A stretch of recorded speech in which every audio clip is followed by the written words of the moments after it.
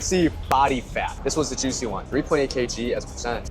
0.3% body fat. Sweaty Cop, what is going on, people? Today I'm bringing y'all the long-awaited full day of eating to maintain 10% body fat here in Bangkok. Now my goal here is to show you that eating healthy transcends all ethnic cuisines. You can find macro-friendly, higher in protein, lower in calorie foods from pretty much all around the world. And my goal in this video is I want to prove to you that in my own neck of the woods of Bangkok, Thailand. Now, while I wasn't born in Thailand, if y'all didn't know, I am ethnically Thai and Chinese. And growing up, I pretty much grew up on my mom's Thai food. Now, as a Western audience, when you think of Thai food, you might think pad Thai, pad see ew, these like high carb, higher calorie noodle dishes. Maybe also think of curries, which are also higher in fat. The fact of the matter is, there's actually a lot of healthy Thai food that's not even like Americanized Thai food that's supposed to be healthier. So I'm gonna be taking y'all on a journey today, but first, let's go to the gym and we need pre-workout, but not the pre-workout that you're thinking. Let's go. All right, people, heading on to the first spot, and let me show y'all how I'm getting there. Wake up.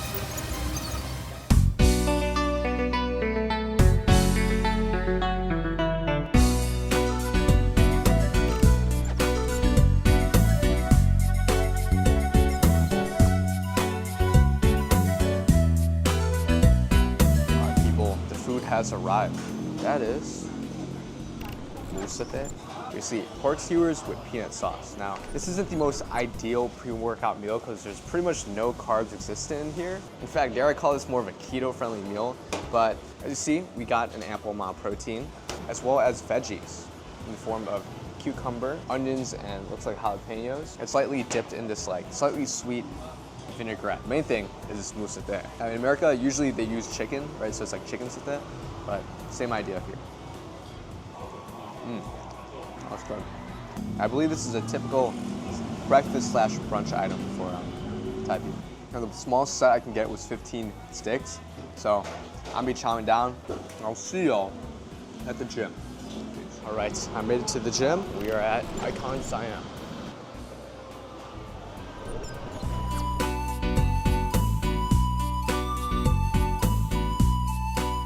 All right, I'm making my way towards the gym right now. We're gonna be hitting a side and rear delt focused workout. The gym I'm going to is essentially I like to say the Equinox of Southeast Asia. It's called Fitness First.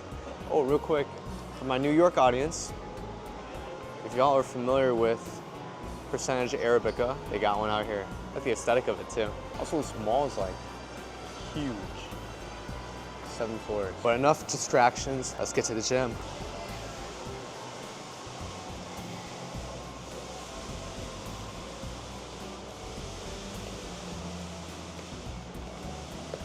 Here it is. Fitness First Icon. Let's go. Bro, they got so many stairs here. What I'm gonna do is I'm gonna give you guys a tour first, just because this place is quite impressive, and then we'll skip to the B-roll workout. Whoa, let's give you a little teaser.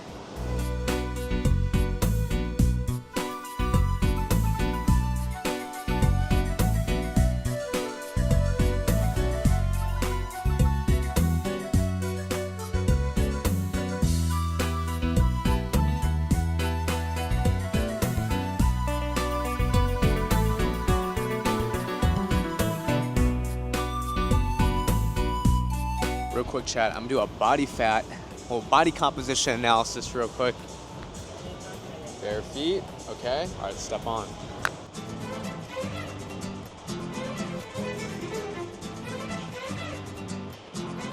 All right, let's see what I got. Let's show you the results right now. 60 kg, that's quite light. I've been doing this for a little bit. My last scan was actually 0.2 kg lighter. Guess it is safe to say I'm losing weight in Thailand right now. Let's see body fat. This was the juicy one. 3.8 kg as a percentage. 6.3% body fat. Now I'm most definitely not 6.3% body fat. As you can see here, majority of the body fat is held in my legs, which evidently I think this is pretty accurate. Let's look at muscle real quick, of course. All right. Leg muscle score. We should get that up. Let's look at cellular integrity, 7.6. I think this number went down actually. Metabolic age, 16 years old. So apparently I have the metabolism of a 16-year-old. Let's see. Chronological age is the number of years this person has been alive. Metabolic age is a person's BMR compared to others in the same age group. Okay, so it's just saying that my BMR comparatively is at the level of that of the average 16-year-old is essentially, I believe that's what they mean. Ah, right here. The metabolic age calculator compares basal metabolic rate to a BMR average for a chronological age group. But if the metabolic age is lower than a chronological age, it suggests a healthy metabolic rate and body composition. Well, yours truly is decently healthy, at least as healthy as a 16-year-old. Physique score. Let's see this. This one. I am apparently slim, muscular. Whatever that means. Body tracks. Score. Plus 6 points. So we'll look at that. Now, of course, I'm kind of doing this more for fun. I'm not taking the responses too literally, but it's interesting. 6% body fat. If you guys want to see me take like a DEXA scan and basically measure my body fat in a bunch of different ways so we can compare, let me know down in the comments.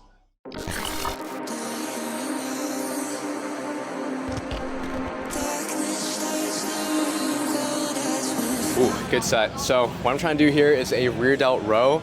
I'm using this upper back machine, which is actually feels pretty nice. And basically how I tried to focus more on the rear delts is I raise the seat up so I'm pulling more in this 45-degree plane rather than up here at 90 degrees. And it's actually feeling pretty good. Now, this screen is really cool because it actually tracks your sets, reps, and it even gives you like a little tempo bar to show your cadence on what the tempo of each rep looks like. They definitely need this in America. Also, one thing I noticed at all really nice gyms in Asia is they give out uniforms kind of like towels. So anyone can show up at the gym, not even bring gym clothes, ask for a training top and bottom, and then get started. Come to think of it, it's actually pretty clean that way. You don't even have to do laundry. Okay, set number 2, and cue the montage.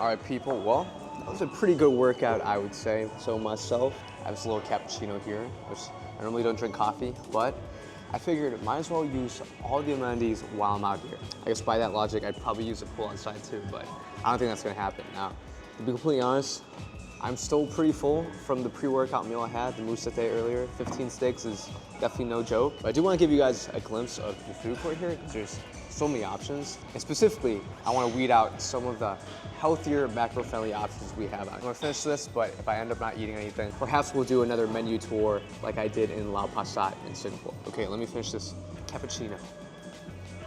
All right, so now I'm on the ground floor of Icon Siam where all the food is. Look at this. Now, I'm nowhere close to hungry, so I think what I'm gonna do is find 3 different stands that all serve relatively clean food. So, let's get to it. Also, I'm gonna force myself not to choose khao man gai. All right, found number 1. All right, so here instead of khao man gai, I would actually go with khao man gai yang. Khao man gai yang, which is basically the roasted chicken, well, grilled chicken version of it, which in my opinion tastes really good. So there's one, let's find 2 more. All right, I practically just turned around and found a skewer place selling halal meat. So any of these are also gonna be relatively clean. Pretty much just grilled skewers, as you can see in there. See that? Skewers. Come on, y'all. Thai food is too easy for me, man. I pretty much made my gains off of Thai food in high school. Okay, so other than that, that street food section was a little bit limited. All they had, other than what I showed you, was like pad thai and some noodle dishes. So what I'm gonna do for the last one is actually look at a menu of a restaurant and pick out something relatively clean. And I believe I'm staring at it right there. Hakapao. otherwise known as basil pork. But let me actually give you a couple options. So kamudang is also going to be a relatively clean option here. So you rice topped with barbecue pork. Although I question this specific cut because it looks like he's using pork belly. So instead, we're gonna pivot and choose this. Rice topped with stir-fried pork chicken with garlic. This is known as gaigatiam. Now this is actually a dish I normally eat at home very, very often because it's super easy to make it super clean. It's literally you're stir frying lean meat. Usually you can use chicken breast, whatever you want to use, pork tenderloin, and it tastes amazing. So those are the options there. I'm gonna go back to my crib, shower up, and we'll see where the day takes us.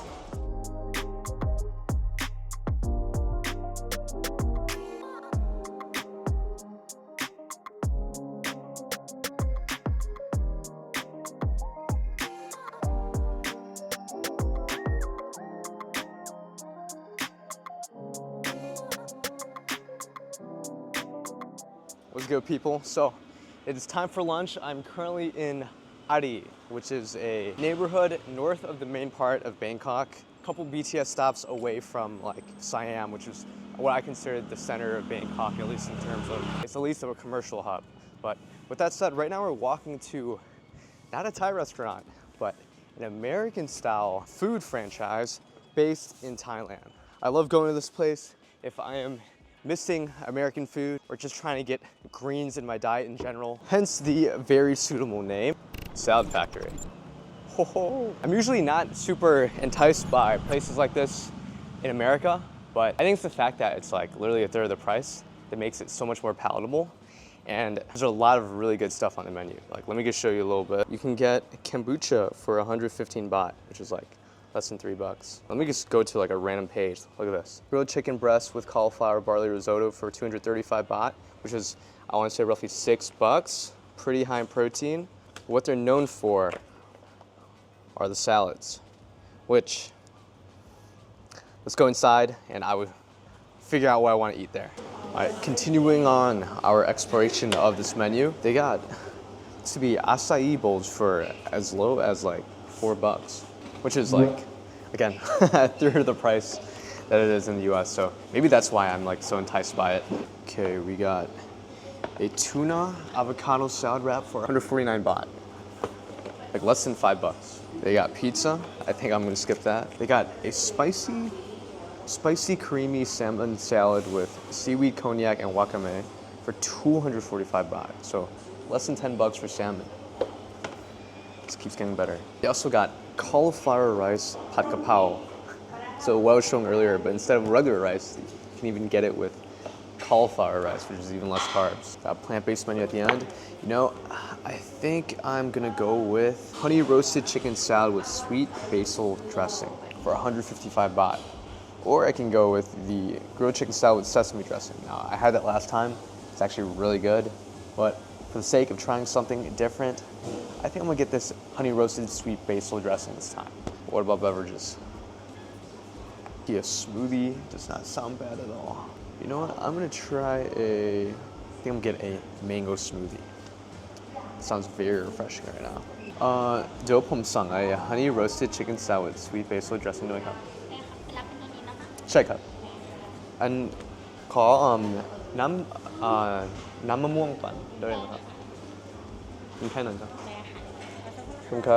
While we wait for the food, let me answer some comments from my last video. See if you guys have any burning questions from that last video, which was the most efficient shoulder workout to grow boulder delts. I just said boulder shoulders, probably better SEO. Do you have to do warm-up sets for every different exercise? That is a great question. So I personally recommend doing at least one warm-up set if you're working with an isolation movement, but if you're doing a compound movement, I'd actually recommend at least 3. Now, the definition of warm-up sets kind of gets misconstrued pretty often. The goal of a warm-up set is essentially you're doing the exercise with a lighter weight, but you're not training anywhere near failure. And that last part is very key because a lot of people might think, well, 3 warm-up sets, that seems like a ton of warm-up sets to do. Wouldn't I be tired by the end of it? Well, not necessarily, again, if you're not training anywhere close to failure within the set. In fact, if you're doing a heavy compound movement, I think it makes a lot of sense to slowly scale in weight instead of just like ramping up, going in by increments of like 100 pounds or something, which doesn't make sense. So I would say be liberal with the amount of warm-up sets that you do, but be conservative with the amount of reps you do within each warm-up set. Meaning, I never exceed like 5 reps in a warm-up set. Even if the weight's 50% of my 1 rep max, I can theoretically do like 20 reps. Well, I'm still only gonna do like 3 to 5 just because, again, I'm just warming up. I'm pretending that the weight is super heavy and I'm pretty much recreating what the set would look like with a working set, just at a lower weight. That was a good question. Let me answer a few more. What camera is this? Super, super clean.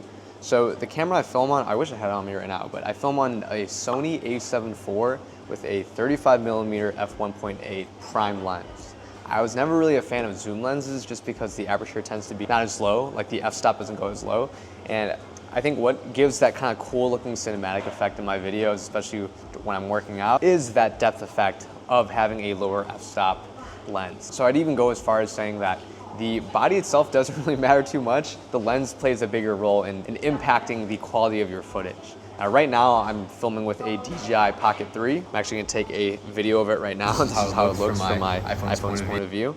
And this is what I've been using for my food videos recently. With the Singapore video was filmed on this DJI Pocket 3. Pretty much the only thing that was filmed on the Sony a7 IV was the intro and the workout footage. Okay, one more question to answer. I'm actually gonna go one video further back to my full day of eating Singapore video. Also, I did not realize I had such a big fan base in Singapore. It's actually really amazing. Like, it touched my heart. I was super surprised how many people in the comments were like, yo, welcome to SG, man. Appreciate y'all. I honestly really do. I think some sort of meetup in the future would be super dope. I'm super down for something like that. Definitely will happen next time I'm in Singapore. Tyler, how is your TDEE, total daily energy expenditure, 2,300 plus calories, if you're only 5'6", 135 pounds? Lifting weights doesn't burn so much, so do you think you're overestimating activity levels? That is a good question. So I don't use an Apple Watch or anything, but if we're going by phone, on average, I'm hitting at least roughly like 13,000 steps per day, and generally a little bit higher when I'm traveling. On top of that, on average, I'm doing roughly 45 minutes of some sort of on my feet activity in the gym each day because I record on a daily basis. So I honestly don't think 2,300 calories is that high, but to be fair, in that Singapore video, I definitely went over 2,300 calories, probably closer to 3,000 calories if we're going by me finishing the entire meal. But there are a lot of cases where I didn't finish the entire rice, but even then, I think I was probably in a slight surplus at the end of the day on that Singapore trip. People, it has arrived. Look at that. Look how big this is. And look how many greens it is. That is why I personally love Salad Factory. You get so much diverse array of micronutrients as well as lean protein in this meal, all for roughly $5. Put the sweet basil dressing over. Probably adding an additional 200 calories or so from this. I'm just gonna toss this together. I haven't tried this honey roasted one before. I tried the sesame ginger one last time. 1 cup, can't forget, mango smoothie. Let's go in. That's good. Fried chicken. Man, that chicken breast is good. I think I like the sesame dressing better, but I like the chicken from this one. And the mango smoothie.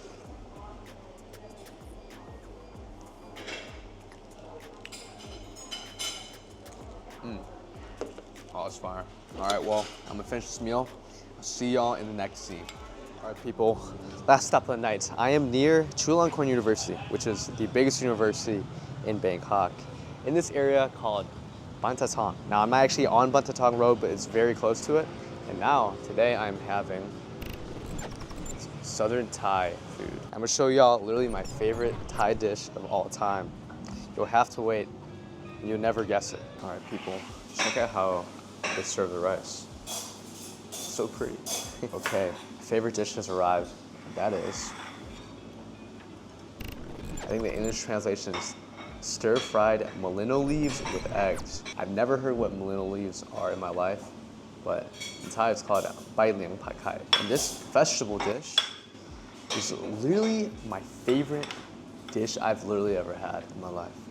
So literally like 3 times. Bai liang pad kai, it kind of tastes like spinach, but with like a chewier bite. And the flavor is super smoky. I can literally eat this every day. And it's relatively clean too. I mean, it's just stir-fried veggies with egg. Cheers. Okay, they do it pretty good here too. I know you might be wondering, where is the protein in this? Well, that's where this comes in. And that is gaigetino.